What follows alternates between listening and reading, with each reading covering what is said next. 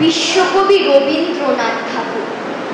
আমার মানা হয়ে তুমি আর কারো মা হলে, ভাবছো তোমায় চিনতেম না, যেতেম না ওই কোলে, মজা আরো হতো ভারী, তুই জায়গায় থাকতো বাড়ি, আমি থাকতেম এই গায়েতে, তুমি পায়ের গায়ে।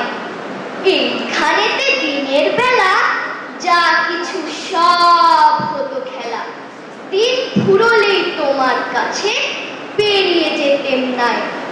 হঠাৎ এসে পেছন দিকে আমি বলতেম, বল দেখি কে।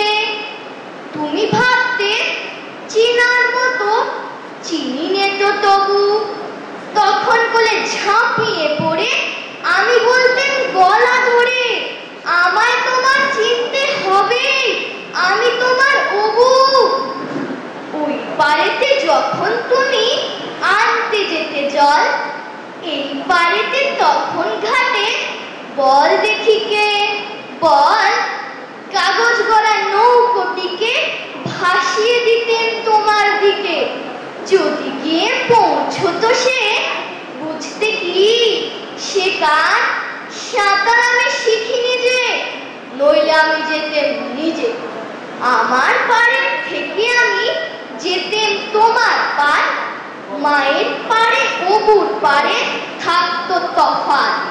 কেউ তো কারে ধরতে গিয়ে পেত না কো, রইতো না একসাথে।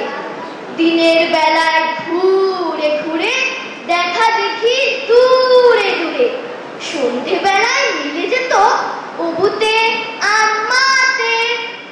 কিন্তু হঠাৎ কোনো দিনে যদি বিপিন মাঝি পার করতে তোমার পারে নাই হতো আমার আজি, ঘরে তোমার প্রদীপ জেলে ছাতের পরে মাদুর মেলে বসতে তুমি, পায়ের কাছে বসতো ক্ষান্ত বুড়ি, উঠতো তারা সাত ভাইতে, ডাকতো শেয়াল ধানের খেতে, পুরো ছায়ার মতো বাদুর কোথায় যে তুড়ি। তখন কি মা দেবী দেখে ভয় হতো না, থেকে থেকে পার হয়ে মা আসতে হতোই, অবু যেথায় আছে। তখন কি আর ছাড়া পেতে, দিতেম কি আর ফিরে যেতে, ধরা পড়তো মায়ের ওপার অবুর পারের কাছে। নমস্কার। হ্যাঁ রাধু, খুব সুন্দর বলেছ। শুধু একটা জায়গা একদম প্রথমেই নামের ক্ষেত্রে ওটা ঠিক করব মেনলি, সেটা হচ্ছে অন্ন মা নয়, অন্য মা। অন্ন কথাটার অর্থ খাবার। যখন আমরা অন্য মানে আরেকজন এই অর্থে বলবো, তখন আমরা অন্ন বলবো না, কথাটা উচ্চারণটা হবে অন্য। আর যখন অন্ন বলবো সেটা অর্থে ভাত বা এই জাতীয় দানা শস্য যে খাবারগুলো হয়, তখন আমরা উচ্চারণ করব অন্ন। সেটা অবশ্য বানানটাও হবে অ নয় নয়। আর কিন্তু এই ক্ষেত্রে যখন আদার এটা মেন করব, তখন কিন্তু অন্য বলবো।